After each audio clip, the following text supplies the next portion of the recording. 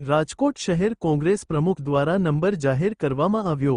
શહેરની સરકારી કચેરીઓમાં ગાંધી છાપ એટલે કે રૂપિયાથી જ વહીવટ ચાલતો હોવાનો આક્ષેપ। શહેર કોંગ્રેસ પ્રમુખ અતુલ રાજાણીનો સીધા જ આક્ષેપ સાથે શહેરનું રાજકારણ ગરમાયું।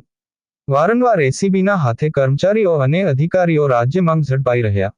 કોંગ્રેસ દ્વારા વિપક્ષ તરીકે નવતર પ્રયોગ હાથ ધરવામાં આવ્યો। કોઈ અધિકારી કે કર્મચારીઓ રૂપિયા માંગશે તો શહેરી પ્રમુખને આ નંબર ઉપર કોંગ્રેસને જાણ કરી શકશે। કોંગ્રેસ દ્વારા અધિકારી કે કર્મચારીને ખુલ્લા પાડવામાં આવશે। કોંગ્રેસ પાસે છેલ્લા એક મહિનાથી જુદી જુદી બ્રાન્ચોમાંથી કોંગ્રેસ પાસે અમારી ઓફિસમાં ફોન આવી રહ્યા છે, ત્યારે કોંગ્રેસ પક્ષનું એક એવું પગલું છે, અમે એક હેલ્પલાઇન નંબર ચાલુ કરવામાં આવી છે। એ હેલ્પલાઇન નંબર છે 94 262 29 396। જે ભ્રષ્ટાચાર મુદ્દે જે સરકારીમાં જે ઓફિસોમાં ભ્રષ્ટાચાર માગે છે એ અમારો સંપર્ક કરી શકે છે। એ લોકો જે અરજદાર હશે એને ન્યાય આપવામાં આવશે, એટલે અમે હેલ્પલાઇન નંબર ચાલુ કરવામાં આવી છે।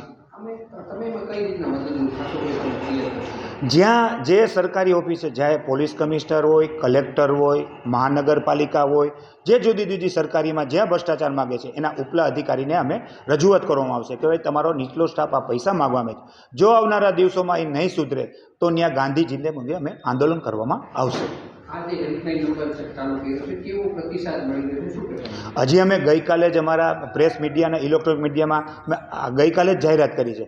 આવનારા દિવસો જેવો પ્રતિભાવ મળશે એનો પૂર્ણ અમને ખાતરી છે।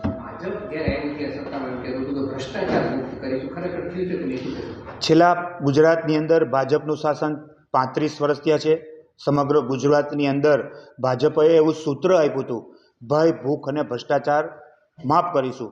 આજ સુધી કોઈ પણ વાતને એને તથ્ય આપવામાં નથી। આખા ગુજરાતની અંદર ડુપ્લિકેટ જ નીકળે છે, બધું ડુપ્લિકેટ છે। આ સરકાર પણ ડુપ્લિકેટ છે, એટલે ભ્રષ્ટાચારે બહુ માજા મૂકી છે।